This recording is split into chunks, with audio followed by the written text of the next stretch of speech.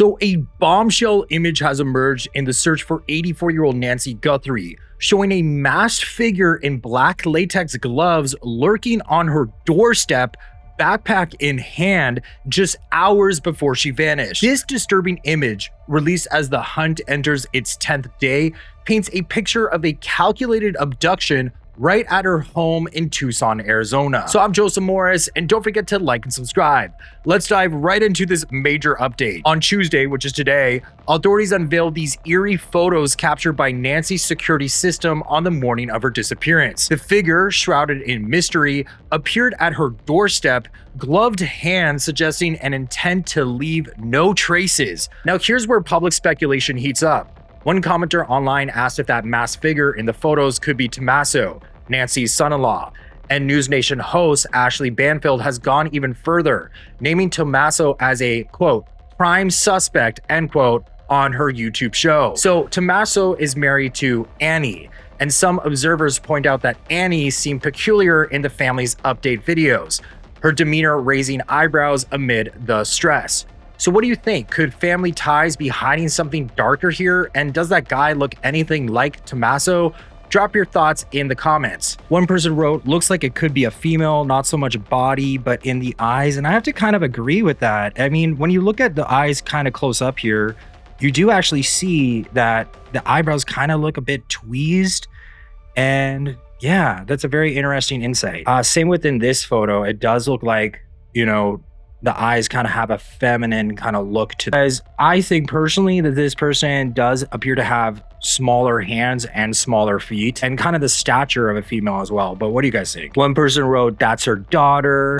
That's a woman, those eyebrows, really pretty eyelashes, small feet and small arms. Another person pointed out, is this what he or she is holding in his hand? Because this is pictures from the patio the day after, and there's the blood as well as what appears to be those branches. Now to set the scene without rehashing too much of the basics, Nancy was last seen on the evening of January 31st, entering her Catalina Foothills home after dinner with her daughter Annie and son-in-law Tommaso Cioni.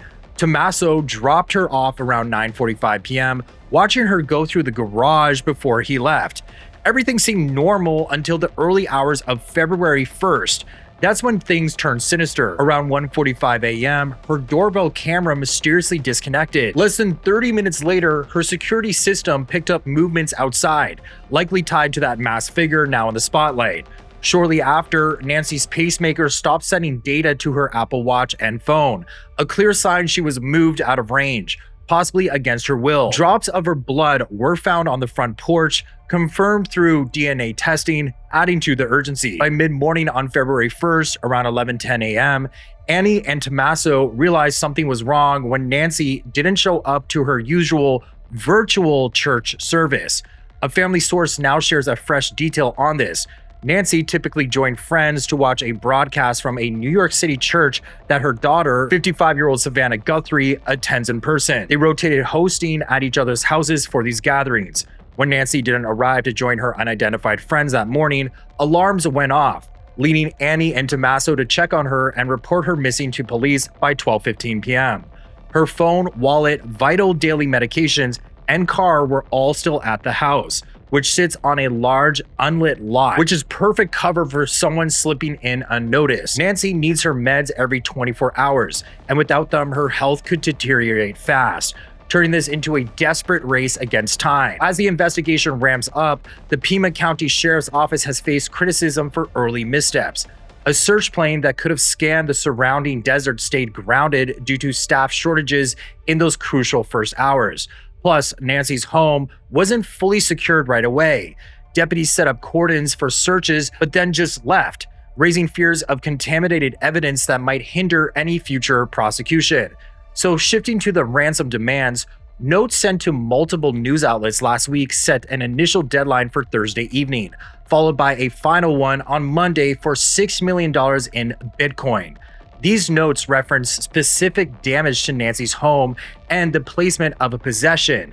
Details not public, hinting at insider knowledge, but it's unclear if these ransom notes are legitimate.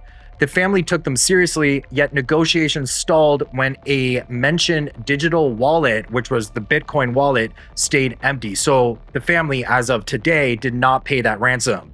The alleged kidnappers claimed they'd return Nancy to Tucson within 12 hours of payment, but after Monday's deadline passed without word, the FBI stepped in, leading all aspects of the probe, including the notes.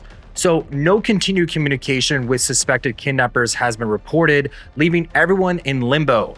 Savannah and her siblings, Annie and Cameron, have been pleading for leads, with Savannah posting a heartfelt video on social media, calling this their family's nightmare and begging for any information. The search intensified on Friday when forensics teams returned to Nancy's home for a third time, hauling away a car from her garage and a camera from her roof. Earlier that day, Sheriff Chris Nanos told NBC News he believes Nancy is still alive, offering a glimmer of hope amid his earlier warnings about time running out. But other developments add layers of intrigue, like footage from Sunday showing officials probing a septic tank at the back of the property with a long pole, and reports of a vehicle of interest spotted at a local Circle K convenience store. So despite all this, the sheriff's office insists they have no suspects and little new info has surfaced since last week. The FBI's involvement signals a broader net, but with Nancy's health issues and no meds in sight, every day counts. So in my opinion, this case feels like a puzzle with too many missing pieces. From the masked intruder's bold appearance to the unverified ransom notes and those investigative slip-ups, but the focus on family members like Tommaso, fueled by media and online chatter, risks overshadowing real leads here. After all, abductions often point to strangers exploiting isolation, like Nancy's dimly lit street. Still, until solid evidence emerges, I hope the FBI's lead brings Nancy home safe. If you enjoyed this video, please hit like and subscribe and leave a comment because I try to read every single one. And let's bring Nancy home. Bye guys, thank you.